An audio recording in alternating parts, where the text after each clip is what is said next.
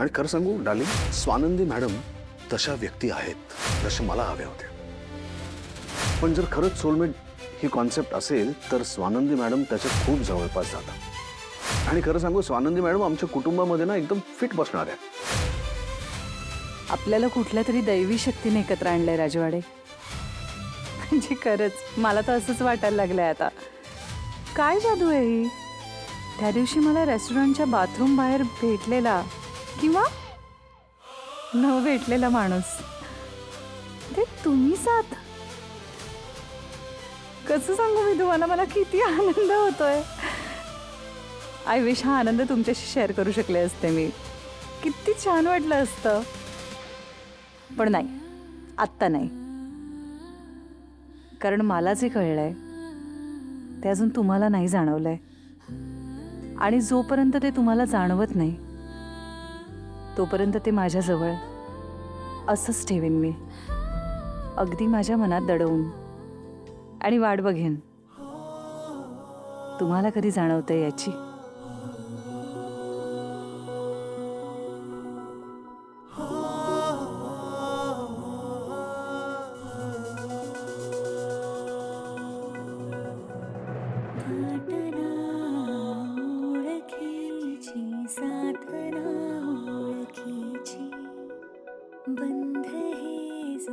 वहिनी, अहो काय झालं?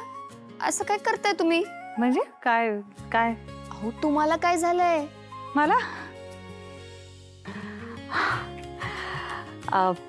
नाही, काहीच नाही. अहो सांगा की. काही नाही, तुला नाही कळणार. आता एवढी पण लहान नाही राहिली बरं का मी. अहो मी पण कधी कधी अशी एकटीच हसते. सांगा की काय झालं हसायला? कारण आजचा दिवस खूप छान आहे म्हणून. हा, तो तर आहेच.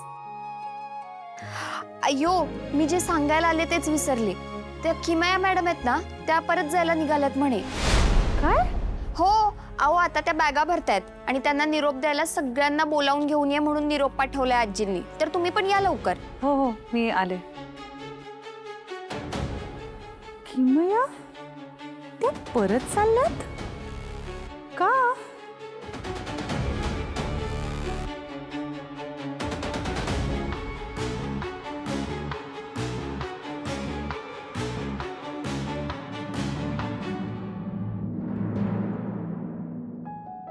हो हो, हाय. तुम्ही परत चाललायत का? हो, आता किती दिवस अजून तुमच्या डोक्यावर बसणार आहे मी? अगं गंमत केली. माझी सुद्धा कामं आहेत लंडन मध्ये. पण अजून थोडे दिवस राहिला असता तिथे. तर तुझ्या राजवाड्यांना सुद्धा मी घेऊन गेले असते लंडनला. चाललं असतं. गंमत करते मी.